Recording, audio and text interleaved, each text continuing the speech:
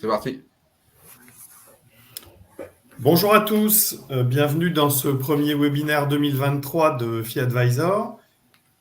Nous allons vous donner dans ce webinaire notre vision de là où se trouve le marché après déjà une très belle hausse en début d'année. Côté FiAdvisor, nous sommes trois.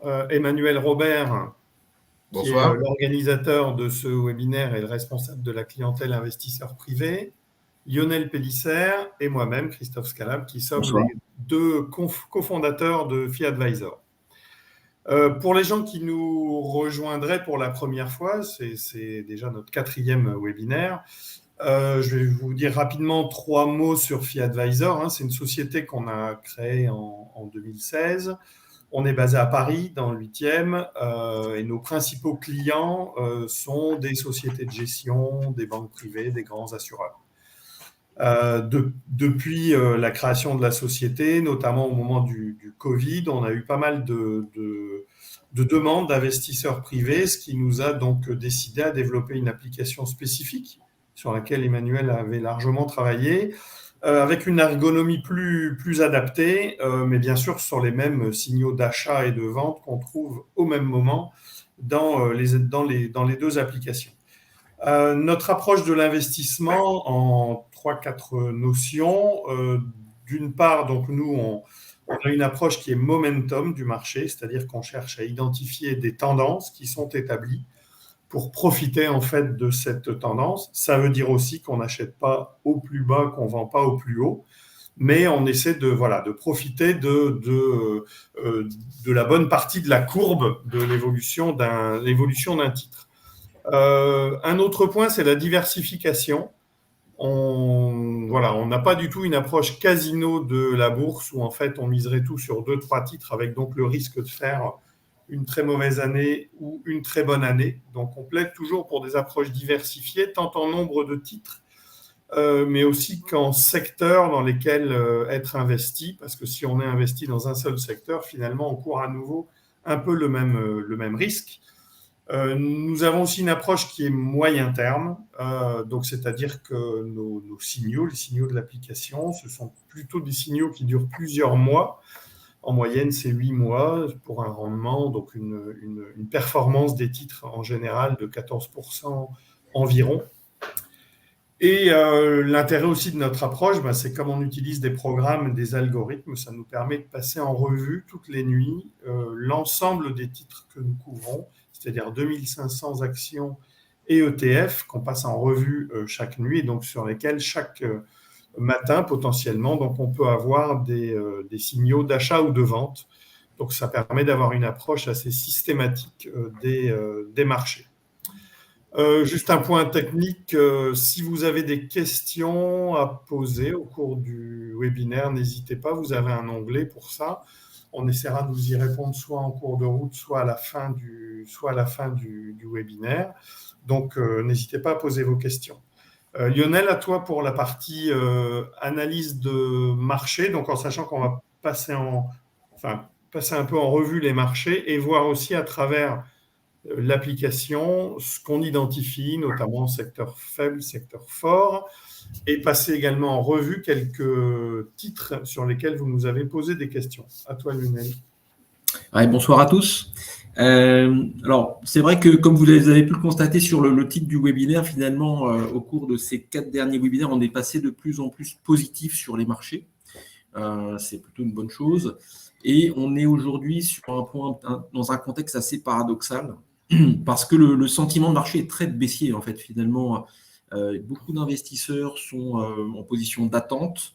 Il y a beaucoup de couverture sur les indices.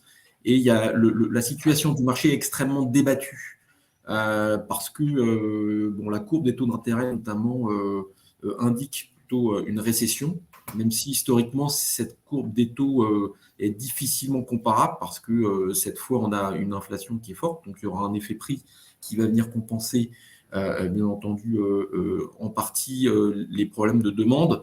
Et par ailleurs, on est dans un univers beaucoup plus mondialisé que précédemment. C'est-à-dire que là, si on compare historiquement les courbes des taux d'intérêt, c'est difficile de comparer avec les années 80 ou même les années 2000 où la Chine, finalement, était une petite partie de la croissance et du PIB mondial.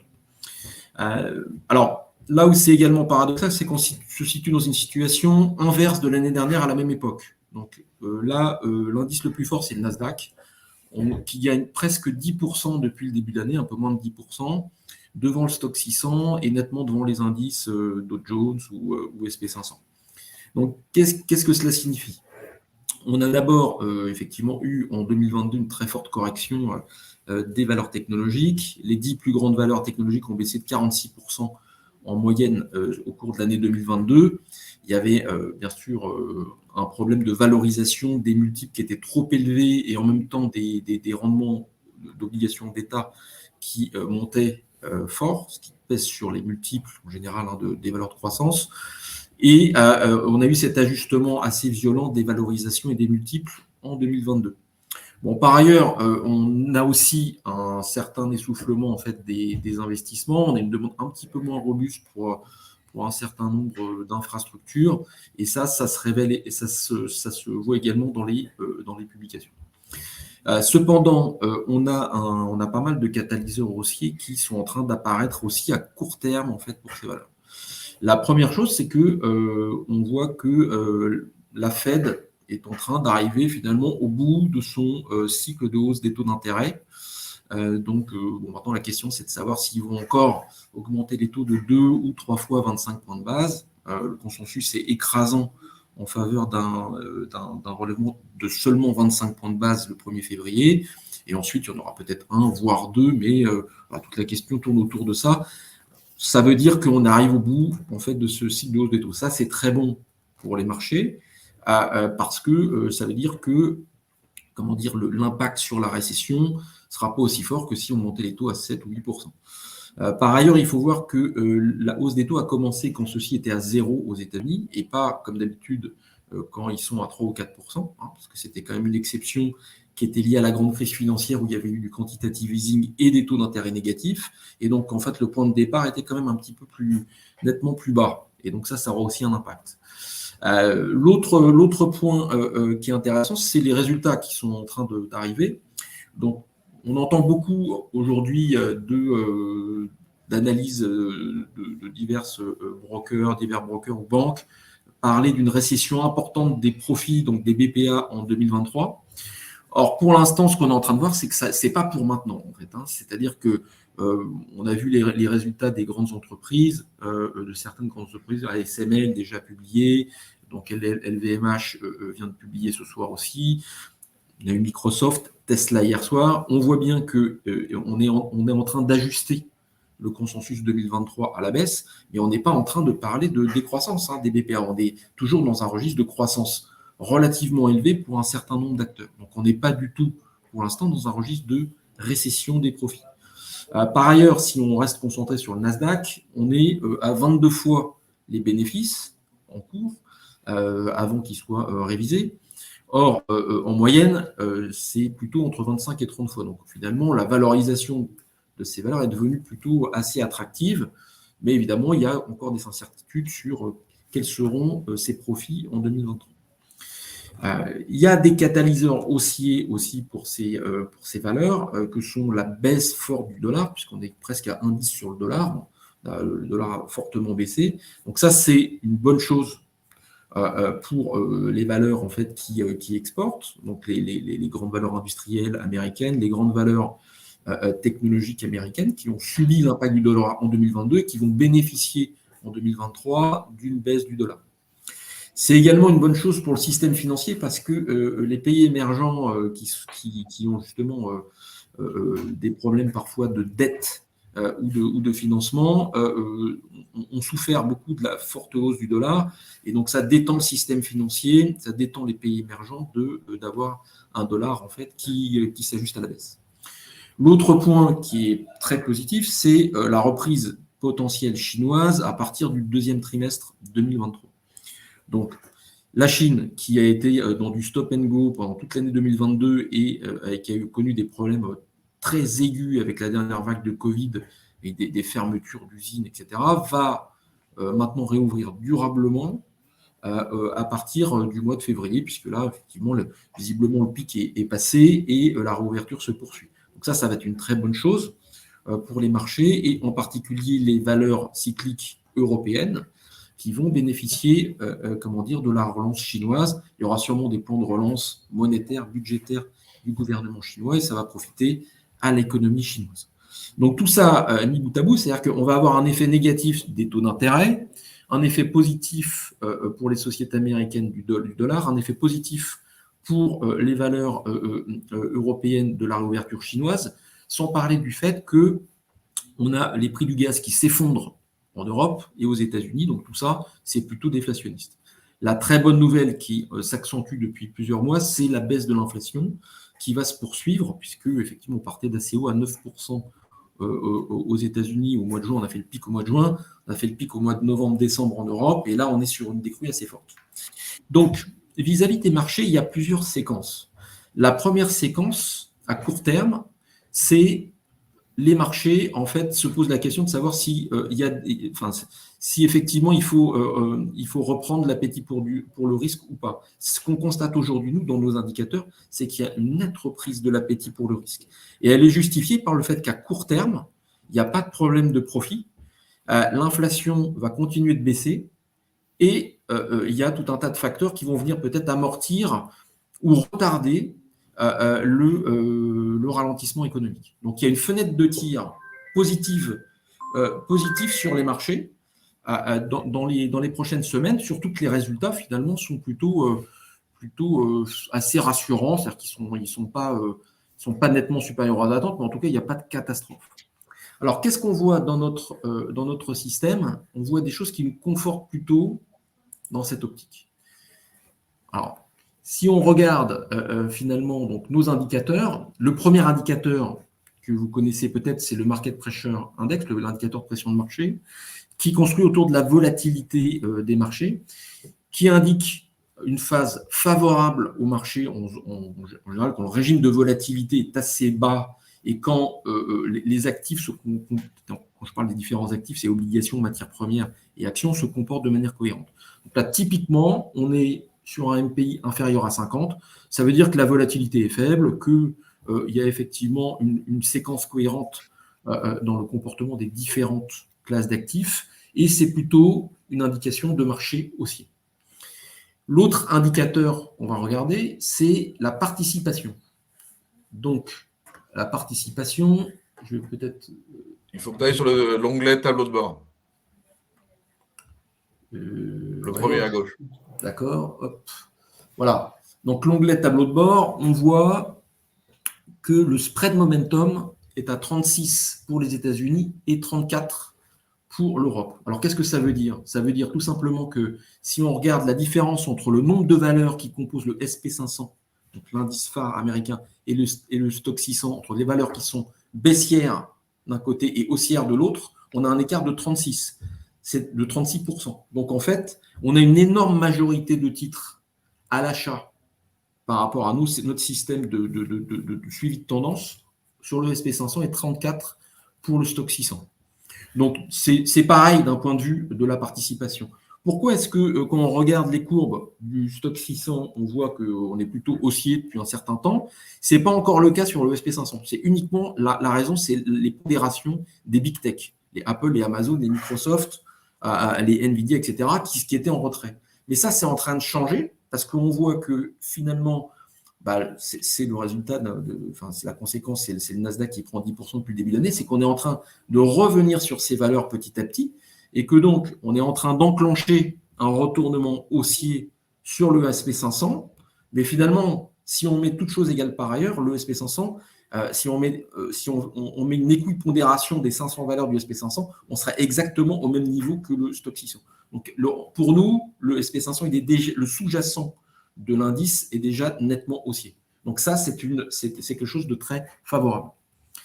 Si on va un peu plus fouiller dans le détail, on va voir qu'il y a une majorité de secteurs qui sont, haussiers à court terme, aujourd'hui, en Europe et aux États-Unis. Là, c'était l'Europe, les États-Unis et si je fais l'Europe, c'est pareil.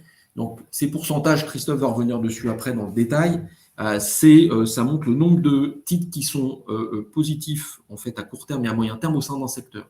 Donc, évidemment, quand il y a une majorité de titres à l'achat dans un secteur, soit à court terme ou à moyen terme, c'est-à-dire qu'il y a une participation très forte, et donc ça veut dire qu'il faut investir sur le secteur. Donc, globalement, pour nous, il y a un certain nombre de feux verts qui sont allumés. Et ce qui est intéressant, c'est que le consensus, par ailleurs, est très baissier. Donc, ça veut dire que le risque, c'est pas un risque, justement, c'est une opportunité. L'opportunité qu'il peut y avoir sur le Nasdaq ou le SP500, c'est qu'effectivement, si on a la confirmation que ce début de saison de résultats est loin d'être catastrophique, qu'il y a même certains éléments positifs, que, on a comme prévu une hausse de seulement 25 points de base lors de la prochaine réunion de la Fed, on pourrait avoir des investisseurs qui souhaitent intervenir plus massivement sur le marché parce que il y a beaucoup de gens qui se protègent avec des couvertures sur les indices ou alors qui ont une position de cash très importante et qui vont devoir investir en fait ces sommes. Donc, on a une opportunité, notamment dans la technologie. On va voir qu'effectivement, il y a un certain nombre de secteurs au sein du segment technologique qui est plutôt dynamique. On a des résultats qui sont plutôt très bons dans les semi-conducteurs. On verra qu'il y a aussi effectivement beaucoup de chemin qui a été fait dans la révision à la baisse des consensus sur un certain nombre d'acteurs de premier plan. Hein. Je pense à Tesla, par exemple, ou à Microsoft. Et donc, ça veut dire que la marche à la baisse sur ces titres-là est maintenant limitée. Donc, en termes de risque-opportunité, les marchés sont actuellement dans une phase intéressante. Ça ne veut pas dire que ça va durer des mois et des mois ou des trimestres. C'est-à-dire qu'il y a un certain nombre de menaces qui restent évidemment importantes, mais qui ne pourraient ne se matérialiser que dans plusieurs mois. Ces menaces, elles sont de deux ordres. La première, c'est le potentiel de baisse en fait de l'économie, c'est-à-dire le potentiel de récession, effectivement, qui pourra se matérialiser. En tout cas, là, on ne voit pas dans les profits, donc ce ne sera pas avant le mois d'avril, mars-avril, ou même plus tard, s'il se matérialise. On voit qu'en Europe, par exemple, la récession annoncée n'arrive pas. On n'a pas de récession pour l'instant, et effectivement, il ne faut pas oublier qu'il y a un effet prix qui vient compenser beaucoup de choses au niveau de la demande. Mais ça pourrait intervenir plus tard. Le deuxième point, c'est que le retour de la Chine pourrait aussi réalimenter l'inflation avec une hausse des matières premières si effectivement ce retournement chinois était important et rapide. Pour l'instant, on n'a aucune assurance que ça va être rapide. Ça peut être très progressif, comme ça peut être plus rapide que prévu. Donc voilà, tout ça, c'est effectivement des choses qui se matérialiseront ou pas dans les prochains mois. Et puis, évidemment, il y a le conflit ukrainien dont on ne sait pas si finalement on va avoir plutôt une escalade qui pourrait être source d'inquiétude supplémentaire pour les marchés ou au contraire une issue au conflit dans les prochains mois parce que les parties pourraient trouver un accord quelconque. Donc voilà un petit peu pour ce diagnostic. On a un risk-reward qui est attractif à court terme, mais sur le moyen terme, il y a encore évidemment tout un tas de questions qui seront tranchées au fur et à mesure. Merci Lionel pour cet exposé sur les marchés actuellement. Christophe, on regarde plus en détail la cartographie sectorielle, s'il te plaît. OK. Donc voilà, là, on repart un peu de l'endroit où s'était arrêté Lionel au niveau des secteurs. Hein. Ici, on est sur les marchés US et si on trie, pardon, il faut que je le fasse là, voilà, hop, sur le moyen terme, hein, qui sont nos signaux phares, on va dire.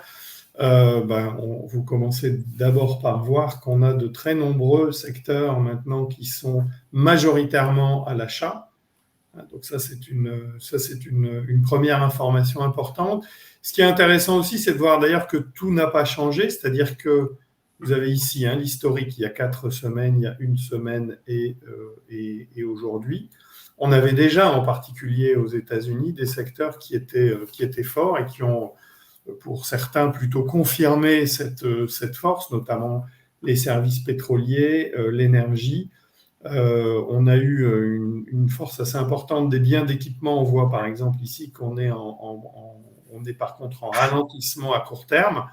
Donc ça, ce qui est intéressant dans une séquence comme ça, c'est de se dire, si on est surpondéré, si on a beaucoup de valeur de ce secteur, ça peut être l'opportunité de prendre quelques profits et de se remettre un peu au niveau de la pondération de l'indice. Un secteur qui est très très fort là, depuis le début de l'année, c'est le secteur des ressources de base. Vous voyez qu'on est ici, c'est parmi les plus forts, 81% dans les deux cas. Donc ça, c'est un secteur, d'ailleurs on a mis un certain nombre de valeurs, de ressources de base dans nos portefeuilles parce qu'on croit beaucoup à la force de ce secteur. Et je vais faire un zoom ensuite sur les semi-conducteurs, après être passé par l'Europe. Vous voyez ici que les semi-conducteurs, ce qui est intéressant, c'est que c'était extrêmement faible en début d'année. Donc là, on est vraiment dans le cadre de ce qui, à l'inverse, a changé depuis le début de l'année, vraiment un changement d'humeur depuis le début de l'année. Ce secteur était vraiment à la casse il y a un mois. Il a commencé donc à donner des signaux court terme très très importants qui sont en train de se transformer en signaux moyen terme. Vous voyez qu'on est passé de 24% à 44% de valeurs qui sont à l'achat dans ce secteur. Si je passe maintenant sur l'Europe, voilà, on va voir qu'en Europe, on a des secteurs qui sont très forts depuis un moment, comme la banque. La banque, vous voyez que sur 4 semaines, une semaine, où aujourd'hui, on est fort à moyen terme ou à court terme.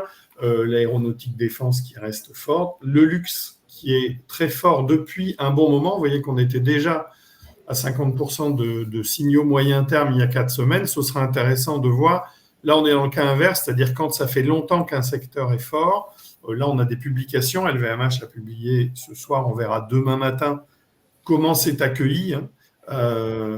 Et on pourra voir si la tendance menace de s'essouffler ou pas, ce qui se traduirait d'abord par une baisse des signaux court terme. Et donc, dans ces cas-là, c'est toujours intéressant de baisser un peu les pondérations en prenant quelques profits sur des secteurs qui ont fait des beaux parcours. Les valeurs comme LVMH ou Hermès ont fait plus de 20% en quelques semaines. Ça a été des parcours assez importants. Bien d'équipement, on en parlait tout à l'heure, aux US, ça reste très fort en Europe.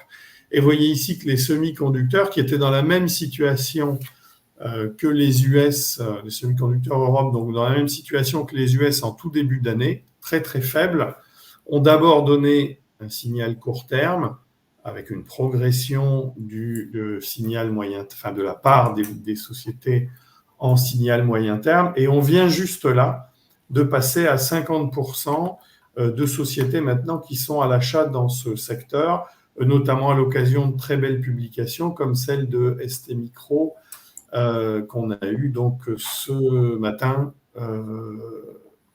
On va aller voir maintenant justement ce secteur. Donc ici, voilà, c'est déjà programmé. Donc je peux appliquer mon filtre directement. Voilà. Donc là, j'ai sélectionné en fait les valeurs européennes du secteur des semi-conducteurs. Et donc, ça nous permet de voir un peu l'état. Je n'ai pas mis de critères en fait sur le fait qu'elles soient à l'achat ou pas, ce qui permet de voir en fait toutes les sociétés du secteur. Vous voyez qu'on en a pas mal,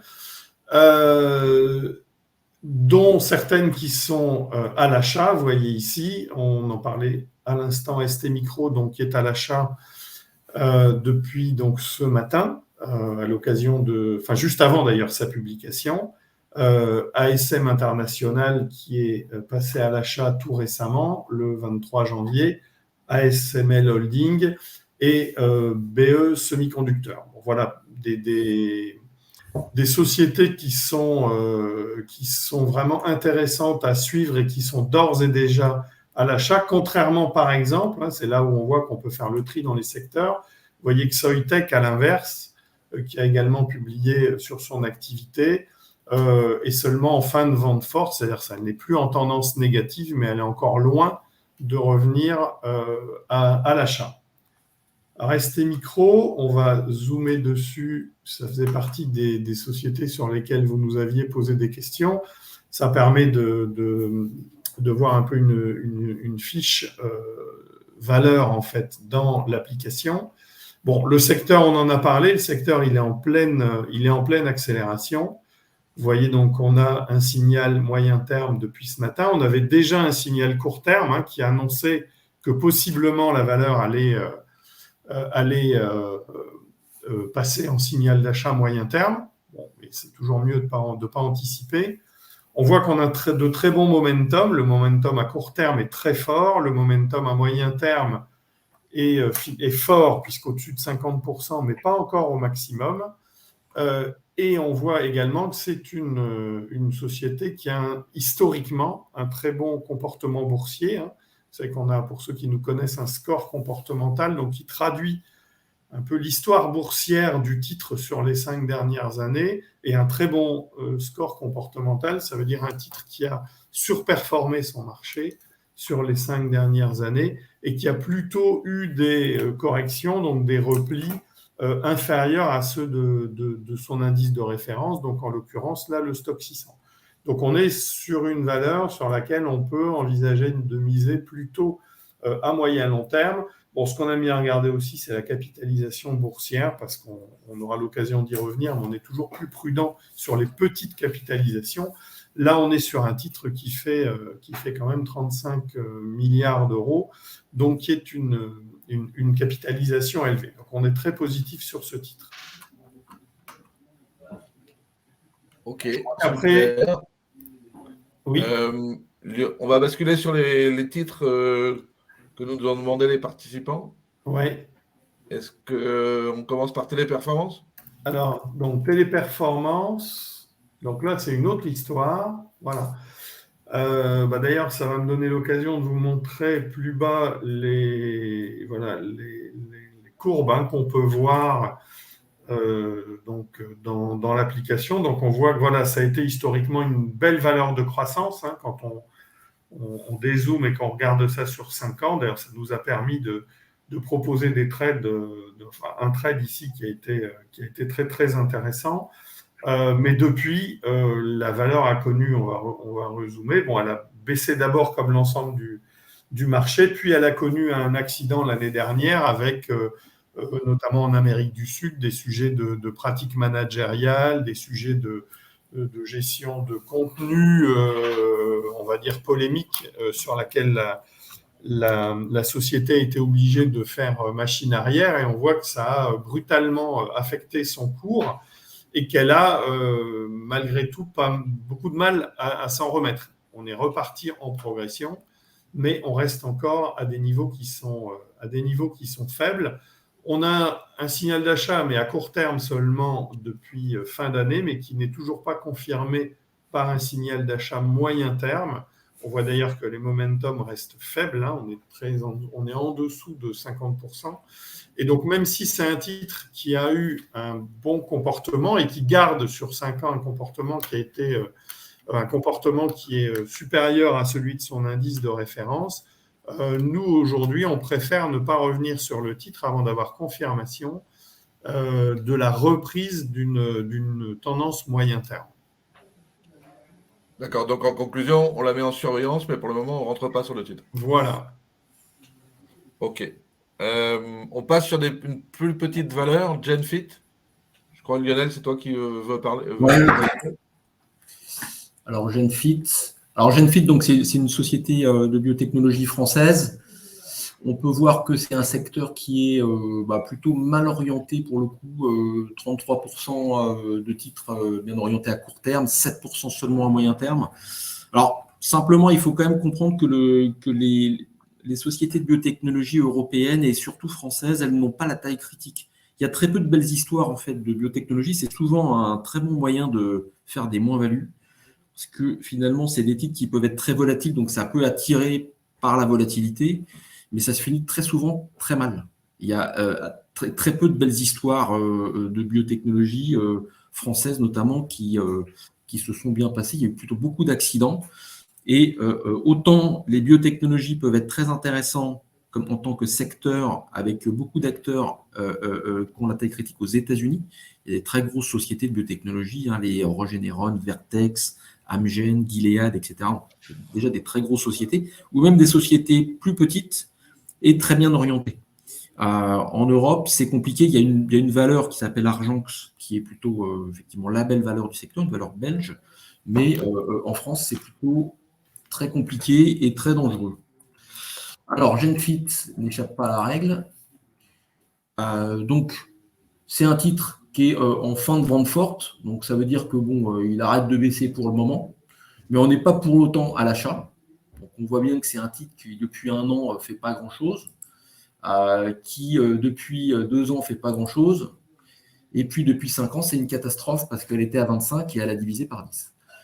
Donc, il n'y a vraiment rien d'urgent de notre point de vue en tout cas, d'aller sur ce titre parce qu'il n'y a pas de perspective intéressante, il n'y a pas de momentum dessus.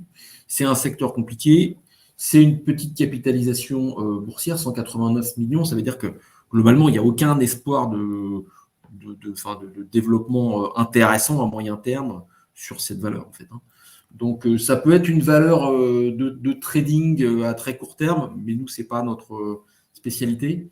Mais en tout cas, pour un investissement moyen terme, pour l'instant, il n'y a vraiment absolument aucune indication pour rentrer sur ce titre. On parlait de Notre recommandation, diversification. c'est on reste à l'écart à moyen terme. Oui. On parlait de diversification tout à l'heure. Bon, les petites, pareil, hein, sur les petites capitalisations, on conseille quand même que ce soit plutôt une part marginale de l'investissement parce que ce sont les sociétés les plus exposées à des risques de faillite. Hein. J'en ai 2 en tête en ce moment, qui sont Navia, qui a quand même qui était une des sociétés, je pense à Twitter, qui était régulièrement mise en avant toute l'année 2022. On a eu la même chose avec Deinov. Ce sont des sociétés qui peuvent avoir des gros problèmes de financement. Voilà, donc intéressant quand même de limiter les investissements dans ces petites sociétés, puis regarder les fondamentaux aussi dans ces cas-là pour voir si les sociétés n'ont pas des problèmes de dette, parce que là, vous pouvez potentiellement perdre gros. Très bien, continuons. La prochaine valeur, OVH. Alors, OVH, donc OVH, c'est une société déjà qui a une market cap qui est de près de 3 milliards. Donc là, on est déjà dans un registre quand même plutôt de valeur moyenne. Pour l'instant, on est à la vente parce qu'il n'y a pas de momentum suffisant en fait sur le titre. Ceci dit, on voit que finalement, c'est un titre qui a beaucoup souffert l'année dernière. On a une valorisation qui a été divisée par 2. Donc, le système nous a fait sortir du titre le 27 avril 2022. On n'y est pas revenu encore, mais on voit quand même qu'il y a une nette amélioration depuis effectivement le creux d'octobre.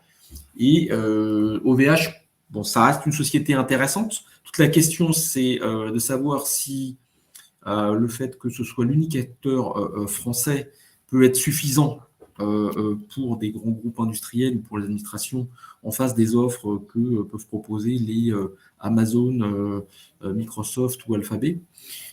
Ça a des avantages parce qu'effectivement, il y a peut-être plus de sécurité sur les données d'un côté, mais d'un autre côté, effectivement, il n'y a pas la capacité qu'ont les grands acteurs américains. Donc, l'un dans l'autre, c'est une histoire à suivre, c'est une histoire qui peut avoir des qualités propres, mais il n'y a pas suffisamment de momentum pour qu'on passe à l'achat. Si on regarde ensuite ses scores, on voit qu'il n'y a pas de dividende. La qualité de la valeur au point de vue fondamental est assez médiocre parce qu'il n'y a pas de cash flow, il n'y a pas encore suffisamment de génération de flux financiers qui permettraient d'avoir des marges, de pouvoir réinvestir suffisamment. Donc pour l'instant, c'est une société qui est un petit peu entre 2 eaux et d'ailleurs, ce que traduit bien son cours de bourse. Donc nous, on ne conseillerait pas forcément d'aller dessus parce qu'il y a des choses, il y a des titres qui sont plus intéressants à court terme. Merci Lionel. La suivante, Air Liquide. Alors, Air Liquide, je vais aller. Là, on est plus tranquille déjà. Alors, la valeur de père de famille, enfin au moins qu'il y a cette réputation-là. Voilà un liquide. Donc là, d'ailleurs, on peut regarder un peu l'évolution de son cours. Hein. En même temps, on voit que c'est une valeur qui globalement est plutôt sur une tendance de croissance, mais c'est vrai que ces derniers temps, elle a plutôt un peu marqué le pas.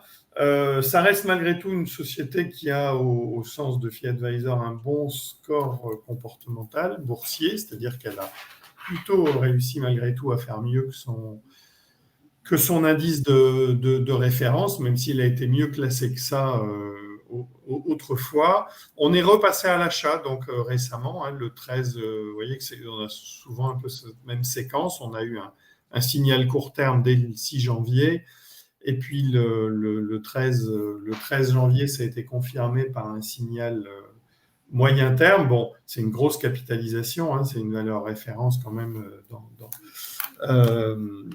dans le domaine du gaz, donc gaz industriel notamment, et on voit qu'on a un momentum, donc très fort à court terme, momentum qui est fort mais qui n'est pas encore au maximum à moyen terme, et c'est vrai que c'est vraiment une valeur à laquelle on peut s'intéresser. Alors, il y a 2 nouvelles valeurs qu'on vient de rajouter, mais avant, on va finir la liste qu'on avait reçue avec Vivendi. Vivendi. Et après, on nous a demandé Orpea et Vonovia. Tu l'as fait, Lionel, Vivendi? Si tu veux. Allez, je ferai Orpea après. Allez. D'accord, super. On va reprendre Tu reprends la main? Oui. Alors, Vivendi. Donc, Vivendi, typiquement, on est sur une valeur qui est à l'achat, qui a plutôt un momentum positif et qui est également en signal méga trend à l'achat. Donc là, on est sur une valeur effectivement qui est plutôt intéressante en termes de valorisation, hein, comme l'inscrit son score de valorisation. C'est une holding. Donc, effectivement, c'est un peu plus difficile à suivre qu'une valeur qui aura un vrai business model et un focus. Là, on est sur une holding de médias. Donc, c'est une société qui vend des valeurs, qui prend des participations, qui les vend. Et aujourd'hui, elle a une somme de participations. Donc, c'est plus difficile, comment dire. Si on regarde les secteurs, on va regarder les médias en Europe. Et on va voir que les médias, c'est finalement un secteur qui est en amélioration à court terme. On était à 38, 46, maintenant on est à 60. Donc on est plutôt sur un secteur qui s'améliore. On n'est pas parmi les secteurs les plus forts. Hein. Ce n'est pas les semi-conducteurs ou le luxe ou les basic resources, mais c'est effectivement raisonnablement haussier. Donc voilà, de notre point de vue, Vivendi, c'est une société qui est investissable. Il y a un signal d'achat moyen terme, court terme et méga trend dans un secteur qui est plutôt en amélioration. Donc, c'est effectivement un investissement qui est tout à fait envisageable. Merci. Donc, tu prends Orpea, Christophe ? Orpea, oui, Orpea, c'est évidemment, ça fait l'actualité, Orpea. Alors, déjà, ce qu'on peut faire, c'est, je vous propose de regarder le chart parce que, qui traduit bien l'histoire d'Orpea. Bon, d'abord, Orpea, finalement, c'est quand même une valeur qui ne faisait pas grand-chose entre 2018 et 2021. Ici, on a eu le scandale que je pense personne n'ignore, donc lié à la publication d'un livre sur les pratiques d'Orpea. Moi, ce que j'aime bien dans cette courbe, c'est que c'est l'illustration de la tentation qu'on a sur ce genre de titre. C'est-à-dire que le titre valait 82 et puis brutalement, il tombe à, mettons, 35. Et donc là, on se dit, ça vaut quand même plus de 2 fois moins cher qu'avant, il faut y aller. Il faut acheter, sauf qu'aujourd'hui, le titre, il est à 7. Voilà. Ce qui montre bien que quand la tendance, ça illustre bien l'effet de ce que c'est que le momentum, c'est que quand le momentum est cassé, vous ne savez pas jusqu'où votre titre peut tomber. Et donc, acheter un titre après un scandale, c'est assez souvent, et le plus souvent, une mauvaise affaire parce que vous ne savez pas du tout où les choses vont aller. Et d'ailleurs, Orpea est pour le moment dans l'impasse en matière de financement, c'est-à-dire qu'il peut lui arriver des choses assez graves. Bon, Vous voyez que la courbe, elle est au mieux un peu stable ces derniers temps, mais en tout cas pas haussière. On a un score comportemental évidemment qui est épouvantable maintenant, c'est-à-dire 1, c'est le pire score boursier. On voit qu'on n'a aucun signal d'achat, que ce soit à court terme ou à moyen terme, et on a des momentum donc, qui sont, même si c'est un petit peu en amélioration, là, à court terme seulement, qui sont encore au tapis, donc en dessous de 50%. Donc voilà, nous on n'a vraiment pas envie j'ai envie de dire de jouer ce genre de titre, parce que là il s'agit de jouer. Parce que c'est tout simplement l'avenir de la société qui est en jeu avec les discussions sur sa dette, et on n'a aucune idée aujourd'hui de la manière dont ça va être réglé. Il faut regarder d'ailleurs, vous voyez qu'on est aujourd'hui sur une capitalisation boursière de 400 millions d'euros seulement. C'était une boîte qui faisait plusieurs milliards avant.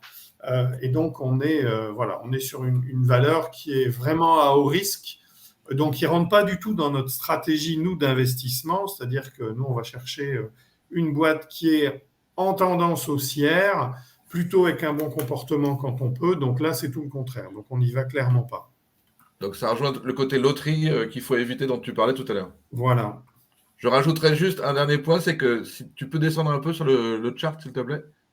On voit que et si tu retournes en arrière, on voit que le signal de vente a été donné quand la valeur était à 112 €. Et elle est, comme tu l'as dit, à 7 € maintenant. Oui.